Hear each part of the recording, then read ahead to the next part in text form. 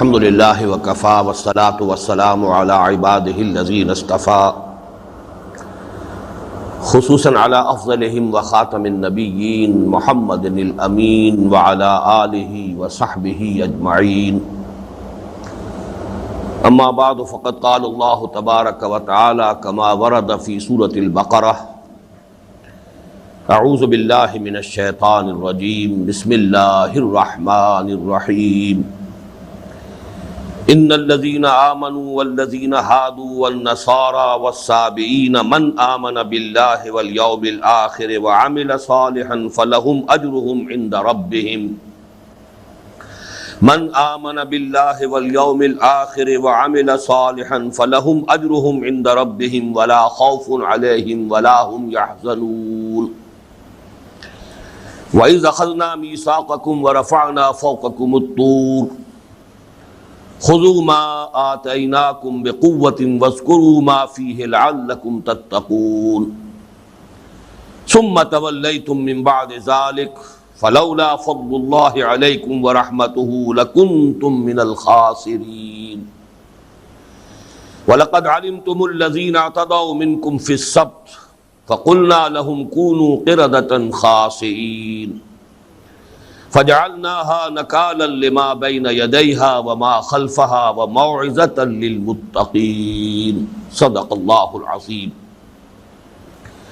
رب اشرح لي صدري ويسر لي امري واحلل عقدة من لساني يفقهوا قولي اللهم ربنا الهمنا رشدنا واعذنا من شرور انفسنا اللهم ارنا الحق حقا وارزقنا اتباعه وارنا الباطل باطلا وارزقنا اجتنابه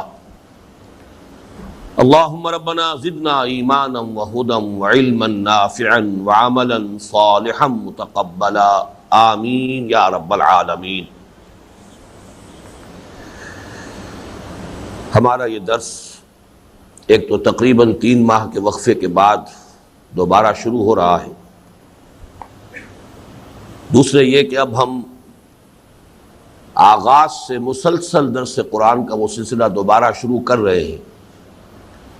جو تقریباً 2.5 سال قبل فروری سن 92 میں منقطع ہوا تھا۔ ان 2.5 سالوں کے دوران ہم نے بنیادی طور پر مطالعہ قرآن حکیم کے منتخب نصاب کا دوبارہ مطالعہ کیا، اور خاص طور پر چونکہ فرمائش یہ تھی کہ اس درس کو 45 منٹ کے چنکس کی شکل میں آڈیو اور ویڈیو دونوں صورتوں میں ریکارڈ کرا دیا جائے۔ یہ اللہ تعالیٰ کا فضل و کرم ہے کہ یہ بات جو مجھے آغاز میں بڑی مشکل نظر آ رہی تھی، اللہ تعالیٰ نے اپنے خصوصی تائید اور نصرت سے اس کو پورا کرا دیا۔ اب ہم اللہ کا نام لے کر یہ مسلسل درس قرآن کا دوبارہ آغاز کر رہے ہیں۔ فروری سن 92 میں ہم سورہ بقرہ کے 7 رکوعوں کا مطالعہ مکمل کر چکے تھے۔ اب اس سلسلے کا دوبارہ آغاز کرتے ہوئے فطری طور پر کچھ تمہیدی باتیں کہنی لازم ہیں۔ اگرچہ میرا اپنا ایک رجحان طبع ہے، میں خاص طور پر مصحف کی ترتیب کے بارے میں متعدد مرتبہ کافی وضاحت کے ساتھ بیان کر چکا ہوں، اب پھر طبیعت کا رجحان ادھر ہے، لیکن میں اپنی طبیعت پر ضبط کرتے ہوئے، اس لیے کہ اب یہ چیزیں چونکہ ریکارڈ ہو گئی ہیں بڑی آسانی کے ساتھ، وہ حضرات بھی کہ جو اس سے پہلے اس سلسلہ درس میں شریک نہ رہے ہوں، ان کی اگر دلچسپی کا معاملہ ہے تو وہ سابقہ کیسٹ کے ذریعے سے یہ چیزیں اب معلوم کر سکتے ہیں، لہذا میں تمہید میں اس وقت زیادہ وقت صرف کرنا نہیں چاہتا۔ صرف اتنا نوٹ کر لیجئے کہ قرآن حکیم کے بالکل آغاز میں جو پہلا گروپ ہے مکی اور مدنی صورتوں کا، ان میں سے مکی صورت صرف سورہ فاتحہ ہے، جو اگرچہ قامت میں تو بہت کم ہے، قیمت میں بہت برتر ہے۔ اس کے بعد 4 صورتیں جو مدنی ہیں، جو قرآن حکیم کے طویل ترین صورتوں میں سے بھی ہیں، اس میں 2 مضامین کی لڑیاں چلتی ہیں تسلسل کے ساتھ۔ ایک تو اہل کتاب پر، یہود اور نصارہ دونوں پر اتمام حجت، اس لیے کہ مکی قرآن جو ہے اس میں اصل مخاطب تھے مشرکین عرب، ان کو دعوت کا حق ادا کیا جا چکا، ان پر اتمام حجت ہر اعتبار سے مکمل ہو چکا۔ اگرچہ مکی دور کے جو آخری زمانے میں صورتیں نازل ہوئی ہیں ان میں ریفرنس تھا، حوالہ تھا اہل کتاب کی طرف بھی، روح سخن جو ہے بالواسطہ طور پر، خاص طور پر سورہ اعراف میں تو بہت ہی نمایاں طور پر ہے، لیکن یہ کہ اصلاً اب براہ راست خطاب جو ہے وہ مدینہ منورہ میں حضور صلی اللہ علیہ وسلم کی ہجرت کے بعد تشریف آوری کے بعد ہی معاملہ شروع ہوا۔ لہذا ان 4 صورتوں کا ایک مسلسل مضمون ہے اہل کتاب کو دعوت، ان پر اتمام حجت، اور اس کے ساتھ ہی انہیں ملامت، یعنی ان کا جو طرز عمل رہا اللہ کے دین کے ساتھ اور اس نعمت کے ساتھ جو اللہ تعالیٰ نے انہیں عطا فرمائی تھی، اس کے ضمن میں فرد جرم جو ان پر عائد کی گئی۔ اور دوسرا مضمون جو اس میں چلتا ہے تسلسل کے ساتھ، جس کا نقطۂ آغاز سورہ بقرہ ہے اور نقطۂ عروج سورہ مائدہ، یہ ہے شریعت محمدی علیہ صاحب الصلاۃ والسلام۔ اس لیے کہ مکی صورتوں میں ظاہر بات ہے کہ ایمان کے مذاہب بھی تھے، مضامین بھی تھے، اور ساتھ ہی یہ کہ انبیاء اور رسل کے بہت سے حالات بھی بہت تکرار کے ساتھ آئے ہیں، اعادہ کے ساتھ آئے ہیں، بنیادی انسانی اخلاقیات کا مضمون بھی آیا ہے، لیکن شرعی احکام جو ہیں اصلاً وہ تو جب مدینہ منورہ میں وہ ماحول وجود میں آ گیا کہ جن میں ان احکام کی تنفیذ ہو سکتی تھی، تو اب ہی در حقیقت ان کے نزول کا سلسلہ شروع ہوا، آغاز ہوا سورہ بقرہ میں اور اس کی تکمیل ہوئی سورہ مائدہ میں۔ اب ان میں سے خاص طور پہ سورہ بقرہ جو ہمارے زیر مطالعہ ہے اس کے بارے میں چند باتیں نوٹ کر لیں۔ ترتیب نزولی کے اعتبار سے یہ ہجرت کے بعد نازل ہونے والی پہلی سورت ہے۔ اگرچہ اس سورہ مبارکہ کا نزول اس طور سے نہیں ہوا ہے کہ پوری سورت ایک مرتبہ نازل ہو گئی ہو، ویسے بھی حجم کے اعتبار سے قرآن حکیم کی عظیم ترین سورت ہے، اور اس کی عظمت صرف حجم کے اعتبار سے نہیں ہے، بعض اور دیگر پہلوؤں سے بھی ہے۔ چنانچہ حضور صلی اللہ علیہ وسلم کا فرمان مبارک ہے جو جامع ترمذی میں حضرت ابو ہریرہ سے روایت کیا گیا، لِكُلِّ شَيْءٍ سِنَامٌ وَسِنَامُ الْقُرْآنِ سورۃ البقرہ، ہر شے کی ایک چوٹی ہوتی ہے اور قرآن کی چوٹی سورہ بقرہ ہے۔ تو اس پہلو سے نوٹ کر لیجئے کہ یہ سورہ مبارکہ جو ہے تھوڑے تھوڑے وقفے سے مختلف آیات نازل ہوئی ہے، ہجرت کے فوراً بعد سے لے کر اور غزوہ بدر کے متصلاً قبل تک۔ اگرچہ سورہ بقرہ کے علاوہ غزوہ بدر سے قبل سورہ محمد بھی نازل ہوئی ہے صلی اللہ علیہ وسلم، جس کا دوسرا نام سورۃ القتال بھی ہے، لیکن یہ کہ اکثر و بیشتر وہ آیات جو ہجرت کے بعد سے لے کر اور غزوہ بدر سے متصلاً قبل تک نازل ہوئی ہیں وہ اس سورہ مبارکہ میں جمع کر دی گئی۔ چند استثناءات اگرچہ ہیں، سود سے متعلق جو ہے، حرمت ربا سے متعلق جو آیات ہیں آخری، وہ سن 9 ہجری میں نازل ہوئی، لیکن انہیں اس میں شامل کیا گیا ہے۔ اسی طرح 2 آیات جو آخری ہیں اس سورہ مبارکہ کی، وہ در حقیقت زمین پر نازل نہیں ہوئی بلکہ شب معراج میں محمد رسول اللہ صلی اللہ علیہ وسلم کو اللہ تعالیٰ کی جانب سے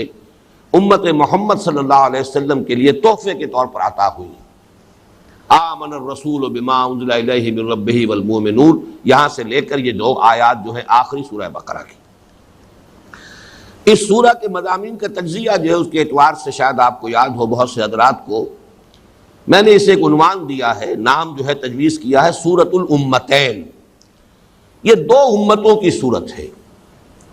یعنی اس میں ایک تو جو سابقہ امت مسلمہ تھی بنی اسرائیل، ان سے خطاب ہے، اور ایک جو موجودہ امت مسلمہ ہے امت محمد صلی اللہ علیہ وسلم، اس سے خطاب ہے۔ چنانچہ اس کے 2 حصے ہیں بالکل واضح اور نمایاں طور پر، تقریباً مساوی کہا جائے گا، اس لیے کہ تعداد کے اعتبار سے فرق ہے۔ پہلے حصے میں آیات 152 ہے، اگرچہ رکوع 18 بنتے ہیں،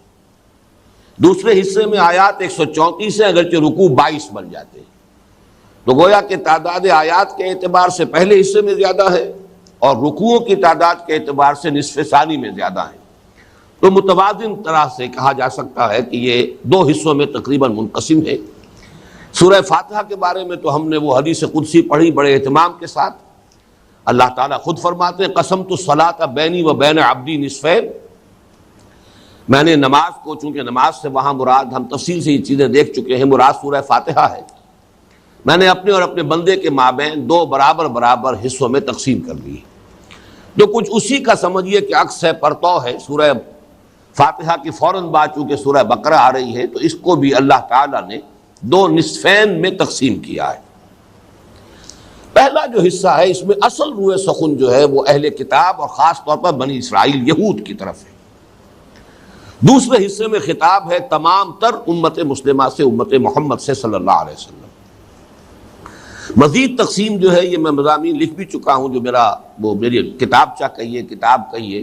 قرآن حکیم کی سورتوں کے مضامین کا تجزیہ، کہ پہلے حصے میں پھر ایک عمودی تقسیم ہے، پہلے 4 رکوع، پھر 10 رکوع، پھر 4 رکوع، اس طرح 18 رکوع بنتے ہیں۔ یہ گویا کہ ورٹیکل پولرائزیشن، ورٹیکل ڈویژن ہے، 4 رکوع، پھر 10 رکوع، پھر 4 رکوع۔ لیکن یہ کہ 4 ہی مضامین کی لڑیاں ہیں کہ جو آپس میں بٹی ہوئی ہیں، وہاں ہاریزونٹل پولرائزیشن ہوگی، ہاریزونٹل ڈویژن ہوگی، وہ جو نصف ثانی ہے۔ یعنی ایک تو شریعت کے احکام، ان میں عبادات، اور پھر یہ کہ معاملات، دوسرے جہاد اللہ کی راہ میں، جہاد بالمال یعنی انفاق فی سبیل اللہ، اور جہاد بالنفس قتال فی سبیل اللہ۔ یہ 4 لڑیاں ہیں کہ جو آپس میں بٹی ہوئی ہیں نصف ثانی میں۔ وہاں آپ علیحدہ علیحدہ رکوعوں میں تقسیم نہیں کر سکتے، بلکہ مسلسل یہ لڑیاں چلتی ہیں اور انہیں بٹا ہوا ہے۔ ایک مضمون آ جائے گا، پھر دوسرا آ جائے گا، پھر تیسرا آ جائے گا، پھر پہلا آ جائے گا، اس طور سے جیسے مختلف رنگ کی لڑیاں اگر ہوں انہیں ایک رسی کی شکل میں بٹ دیا جائے تو رنگ جو ہے کٹے پھٹے نظر آئیں گے ایک طرف سے جب دیکھیں گے، لیکن اگر رسی کو کھول دیا جائے تو ہر لڑی جو ہے مسلسل ہے۔ تو 4 مضامین کی لڑیاں ہیں، لیکن یہ کہ ان کو چونکہ اس طریقے سے آپس میں بٹ دیا گیا ہے، لہذا یہ کہ وہ آپس میں معلوم ہوتا ہے کہ جیسے تسلسل نہیں ہے، حالانکہ معنوی تسلسل موجود ہے۔ البتہ پہلا جو حصہ ہے اس کے جو 4 رکوع ہے وہ تمہیدی ہے، آخری 4 رکوع تحویلی ہے، درمیان کے 10 رکوعوں میں براہ راست خطاب ہے یا بنی اسرائیل سے۔ تمہیدی بھی بہت سے حضرات کے ذہن میں یہ مضامین یقیناً تازہ ہوں گے۔ پہلے 4 رکوعوں میں سے پہلے 2 رکوعوں میں 3 قسم کے انسانوں کی تفصیل، وہ لوگ کہ جنہوں نے اس قرآن مجید سے صحیح استفادہ کیا، جو اس پر ایمان لائے، اس سے انہوں نے اپنے قلوب و اذہان کو بھی منور کیا اور اپنی سیرت و کردار کو بھی مزین کیا۔ نمبر 2 وہ لوگ کہ جو اس کے کفر اور انکار پر اڑ گئے، ہٹ دھرمی، زدم زدہ، تکبر، عناد اور حسد کی بنا پر۔ اور تیسرے پھر وہ بین ایک طبقہ جو ہے جس کی زیادہ تفصیل جو ہے دوسرے رکوع میں آئی ہے، اس لیے کہ یہ تیسرا طبقہ تھا جو اصل میں کہ جو ہجرت کے بعد مدینہ منورہ میں نمایاں طور پر سامنے آیا ہے، ورنہ مکہ مکرمہ میں یہ تیسرا طبقہ جو ہے موجود نہیں تھا، اگر تھا تو کہیے کہ نہ ہونے کے برابر۔ پھر 2 رکوعوں میں قرآن مجید کی دعوت اور قرآن کا بنیادی فکر اور فلسفہ، جیسا کہ میں نے اس سے پہلے عرض کیا ہے کہ یوں سمجھیے کہ مکی قرآن کا لب لباب جو ہے سورہ بقرہ کے 3 اور 4 رکوعوں میں ہے۔ دعوت کے اعتبار سے 3 رکوع اور اس کے فکر اور فلسفے کے اعتبار سے، حکمت کے اعتبار سے 4 رکوع۔ یہ 4 رکوع جو ہیں یہ تمہیدی ہیں۔ اس کے بعد خطاب شروع ہو جاتا ہے، یا بنی اسرائیل اذکروا نعمتی التی انعمت علیکم واوفوا بعہدی اوف بعہدکم وایای فارہبون۔ یہ جو 10 رکوع ہیں ان میں جو تقسیم ہے ابھی میں بعد میں عرض کروں گا۔ اس کے بعد جو 4 جن کو میں نے کہا تحویلی رکوع ہے، تحویل اس لیے کہ اس کے اندر خاص جو حکم آیا تحویل قبلہ، اور تحویل قبلہ اصل میں علامت تھی اس بات کی کہ سابقہ امت مسلمہ معزول کر دی گئی، جن کا مرکز یروشلم رہا، اور اب ایک نئی امت کی تاسیس ہوئی ہے جس کا مرکز، جس کا قبلہ بیت اللہ ہے، یہ امت محمد صلی اللہ علیہ وسلم۔ تو اللہ تعالیٰ کے نمائندے کی حیثیت سے سابقہ امت مسلمہ بنی اسرائیل جو 2000 برس تک اس منصب پر فائز رہی، اب اسے معزول کیا جا رہا ہے، اور ایک نئی امت جو محمد الرسول اللہ صلی اللہ علیہ وسلم کی رسالت کی بنیاد پر وجود میں آئی ہے، اب وہ اس مقام پر ہے کہ یہ ہے اب نمائندہ اللہ کی اس روئے ارضی پر، اور اب یہ تا قیام قیامت یہ دور جو ہے یہ رسالت محمدی صلی اللہ علیہ وسلم اور امت محمدی کا ہے۔ تو اس میں آپ کو یاد ہوگا، بہت سے حضرات قرآن مجید پڑھتے ہیں تو یہ مضامین تو کم سے کم عنوانات تو ذہن میں موجود ہیں کہ 15واں اور 16واں رکوع جو ہے اس میں حضرت ابراہیم علیہ الصلاۃ والسلام کی شخصیت کو نمایاں کیا گیا، اس لیے کہ خانہ کعبہ کی تعمیر حضرت ابراہیم، حضرت اسماعیل علیہ السلام نے کی، جسے اب مرکز بنایا جانا ہے اس نئی امت کے لیے۔ اور اس کے بعد جو ہے تحویل قبلہ کے 2 رکوع ہے، 17واں اور 18واں. تو یہ 15واں 16واں 17واں 18واں یہ جو 4 رکوع ہے یہ تحویلی ہے. اب درمیان میں جو 10 رکوع ہے جو سورہ بقرہ میں براہ راست خطاب جس میں ہو رہا ہے بنی اسرائیل کے ساتھ، اس میں جو اہم ترین نقطہ ہے کہ جس کو آج خاص طور پر نوٹ کر لیجئے اچھی طرح، وہ یہ ہے کہ اس کو 2 حصوں میں تقسیم کیجئے کہ پہلا رکوع جو 7 آیات پر مشتمل ہے اس میں دعوت ہے، اس میں بنی اسرائیل کو محمد رسول اللہ صلی اللہ علیہ وسلم پر ایمان لانے کی پرزور دعوت دی گئی. یا بنی اسرائیل اذکروا نعمتی التی انعمت علیکم واوفوا بعہدی اوف بعہدکم وایای فارہبون. اس عہد سے مراد کیا ہے وہ آج ہم دوبارہ اس پر غور کریں گے. اے بنی اسرائیل یاد کرو میرے اس انعام کو، میری اس نعمت کو جو میں نے تمہیں عطا فرمائی، اور میرا عہد پورا کرو تاکہ میں بھی تم سے اپنا عہد پورا کروں. اور دیکھو صرف مجھ سے ڈرو. وَآمِنُوا بِمَا أَنزَلْتُ مُصَدِّقًا لِمَا مَعَكُمْ وَلَا تَكُونُوا أَوَّلَ كَافِرٍ بِهِ. اور ایمان لاؤ اس پر جو میں نے نازل کی ہے کتاب یعنی قرآن حکیم، جو تصدیق کرتے ہوئے آئی ہے اس کی جو تمہارے پاس ہے تورات. اور دیکھو تم ہی سب سے پہلے اس کا انکار کرنے والے نہ بن جاؤ. اور دیکھو میری آیات کو حقیر سے مفادات کے عوض فروخت نہ کرو. وَلَا تَشْتَرُوا بِآيَاتِي ثَمَنًا قَلِيلًا وَإِيَّايَ فَاتَّقُونِ وَلَا تَلْبِسُوا الْحَقَّ بِالْبَاطِلِ وَتَكْتُمُوا الْحَقَّ وَأَنْتُمْ تَعْلَمُونَ. اور تلبیس حق جو ہے، باطل کا ملمہ چڑھانا حق کے اوپر، اس سے باز آ جاؤ.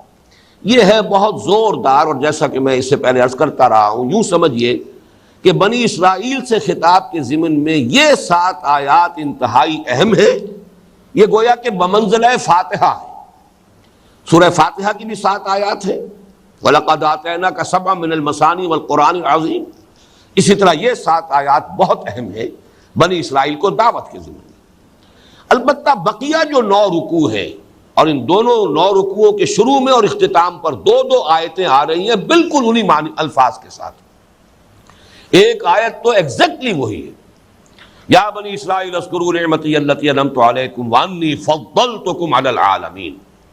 6 رکوع کی پہلی آیت بھی یہی ہے، پھر 15ویں رکوع میں جا کر پہلی آیت پھر یہی ہے. اور واتقوا یوما لا تجزی نفس عن نفس شیئا ولا یقبل منها شفاعۃ ولا یؤخذ منها عدل ولا هم ينصرون. یہ آیت بھی انہی تقریباً الفاظ میں ذرا سا ترتیب کا فرق ہے. یہ 2 آیتیں شروع میں، 2 آیتیں آخر میں.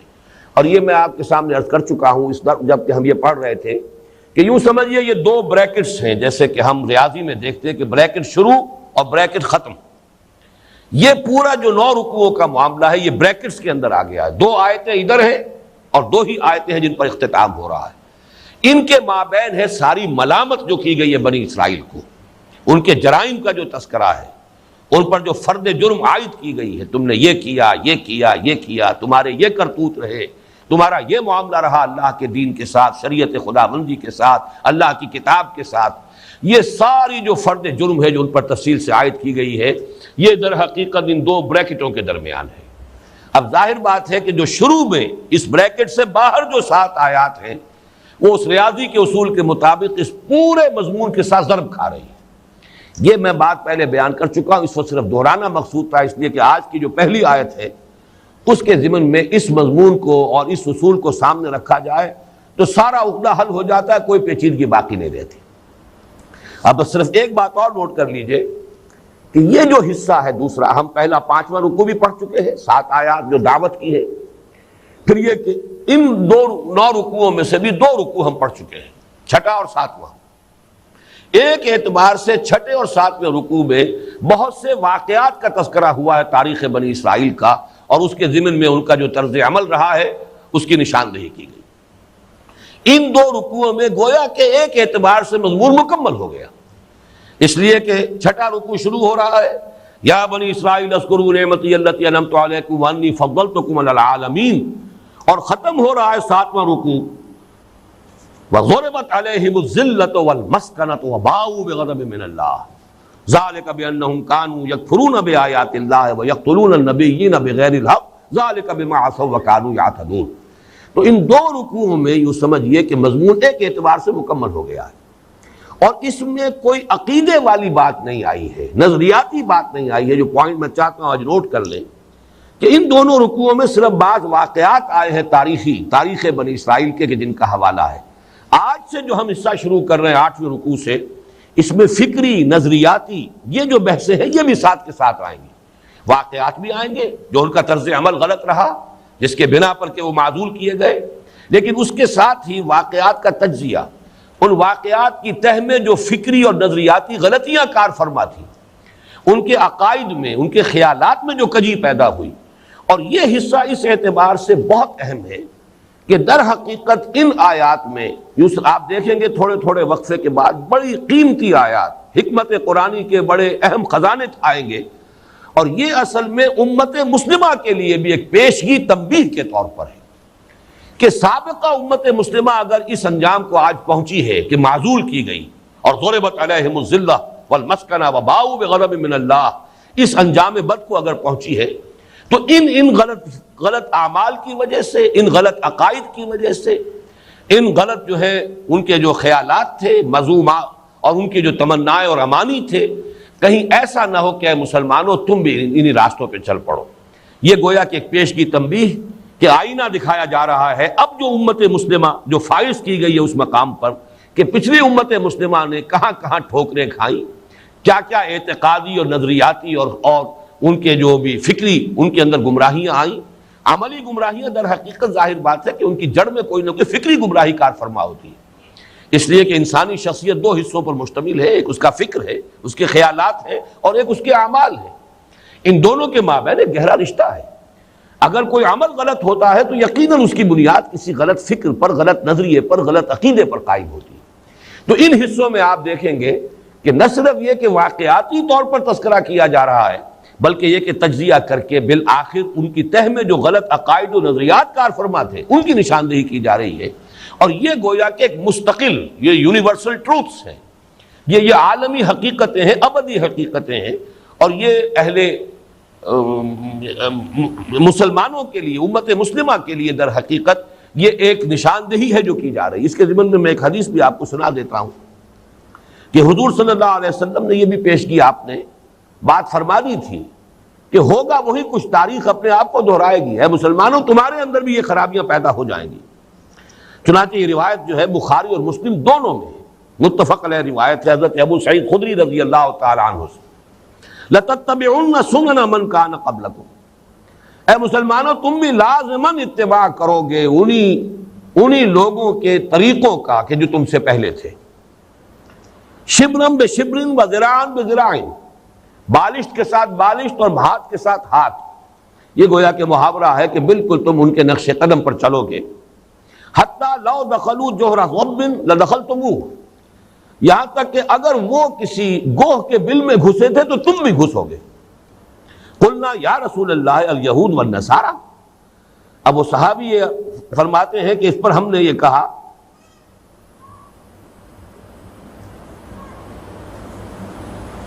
ہم نے عرض کیا قلنا یا رسول اللہ الیہود والنصارى، کہ حضور کیا آپ کی مراد یہود اور نصارہ سے کہ جو بھی گمراہیاں پیدا ہوئیں چاہے وہ عملی تھی یا اعتقادی تھی ان میں ہمارے اندر بھی لازماً آ جائیں گی؟ قال فمن، آپ نے فرمایا اور کون؟ تو گویا کہ یہ ایک پیشگی تنبیہ تو ہے، لیکن یہ اپنی جگہ پر جسے ہم آئرنی آف فیٹ کہتے ہیں، واقعہ یہی ہے کہ جو خرابیاں ان میں آئی تھی وہ ہم میں بھی آئی، وہی نظریاتی اعتقادی گمراہیاں، وہی عملی خرابیاں، وہ سب جو وہاں آئی ہیں یہاں بھی آئی، لیکن یہ کہ بہرحال جہاں تک پیشگی تنبیہ کا تعلق ہے اور ہدایت کا جو تقاضا تھا کہ مسلمانوں کو متنبہ کر دیا جائے، وہ اللہ تعالیٰ نے ان آیات مبارکہ کے اندر اس کا حق ادا کر دیا ہے۔ اب آئیے ہم شروع کر رہے ہیں اس تمہید کے بعد۔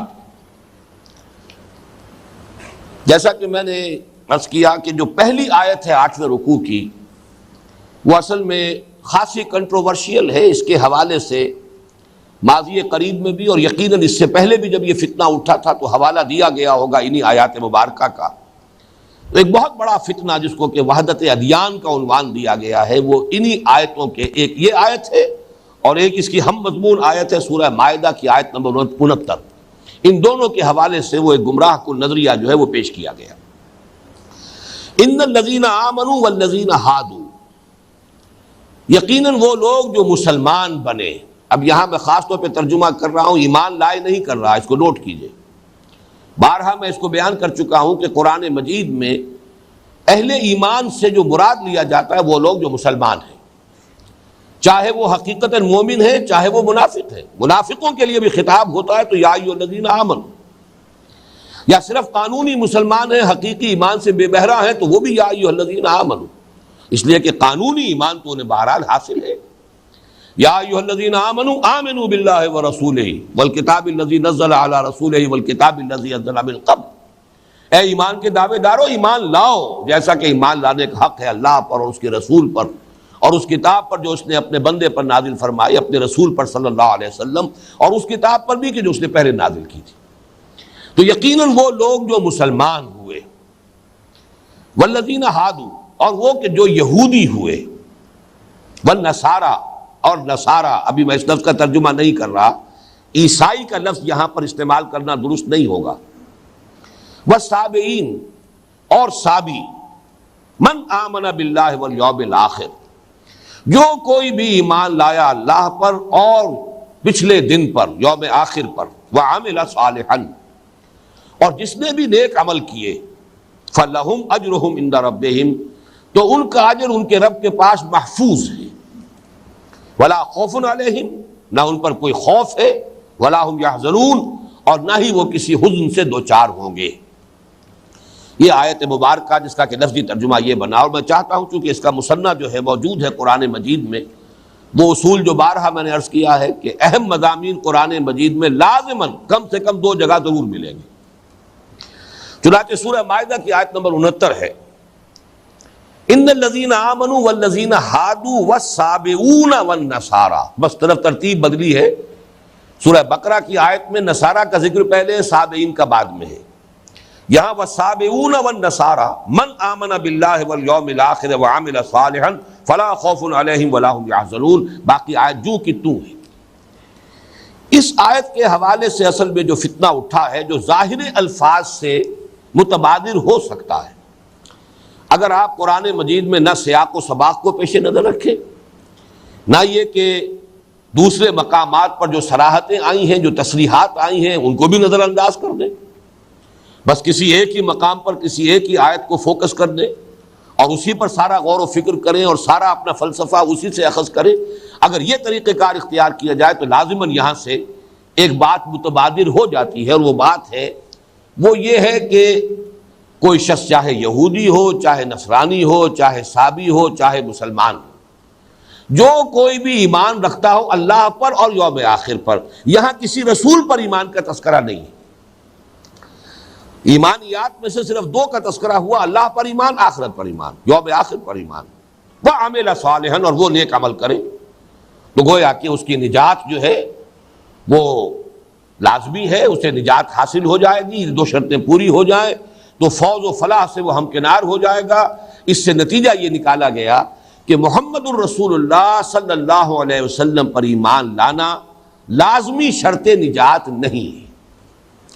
یہ ہے کہ جس کو عنوان دیا گیا وحدت ادیان، تمام ادیان ایک ہی ہیں، اس سے کیا فرق واقع ہوتا ہے؟ اور ظاہر بات ہے کہ شریعت کا جو فرق آتا ہے وہ تو در حقیقت آتا ہے نبوت کے ساتھ۔ شریعت موسوی حضرت موسیٰ علیہ السلام پر ایمان کے حوالے سے ہے، اور شریعت محمدی صلی اللہ علیہ وسلم اس کا تعلق رسالت محمدی کے ساتھ ہے۔ تو گویا کہ منطقی نتیجہ یہ نکلتا ہے کہ نہ صرف یہ کہ ایمان کی ضرورت نہیں ہے محمد الرسول اللہ صلی اللہ علیہ وسلم پر، بلکہ شریعت محمدی پر عمل کی ضرورت بھی نہیں ہے۔ کوئی شخص اپنی اپنی شریعتوں پر عمل کر رہا ہو، اپنے اپنے طریقوں پر عمل پیرا ہو، بس یہ کہ وہ اللہ کو مانتا ہو، آخرت کو مانتا ہو، کوئی ایک پیدا کرنے والا، اس کائنات کا کوئی ایک خالق مالک، اس پر اس کا ایمان ہو، یقین ہو، اور یہ کہ وہ آخرت کو بھی مانتا ہو، بعث بعد الموت کو مانتا ہو، اخروی زندگی پر یقین رکھتا ہو، اور نیک عمل کر رہا ہو، اچھے اعمال کر رہا ہو، اخلاق اچھے ہو، صداقت، دیانت، امانت، یہ تمام جوہر اور وصف اس میں اگر موجود ہے تو یہ کوئی بات ضروری نہیں ہے کہ وہ محمد صلی اللہ علیہ وسلم پر بھی ایمان لائے، وہ نماز بھی اس طور سے لازماً پڑھے جیسے کہ حضور نے فرمایا صلو کما رأیتمونی اصلی۔ یہ تمام فرق جو ہے یہ ثانوی ہے اور ان کی کوئی اہمیت نہیں ہے۔ یہ فتنہ ہمارے ہاں تاریخ میں 3 اعتبارات سے، بلکہ 3 جہات سے، 3 گوشوں سے ابھرا ہے۔ پہلا تو یہ تصوف کے حوالے سے، جو ہمہ اوسطی تصوف۔ اب ہمہ اوسط جو ہے اگر وہ اپنے اصل جو ان کا جو پینتھیزم کا اصل جو نظریہ ہے اس کے تحت ہمہ مستقر ہے، تو ظاہر بات ہے کہ پھر یہ سارے جو فرق ہیں اور تفاوت ہیں مختلف مذاہب کے اور مختلف جو بھی عبادتوں کے مختلف نظام ہیں، مختلف شریعتیں ہیں، ان کی حقیقتاً پھر کوئی اہمیت رہ نہیں جاتی،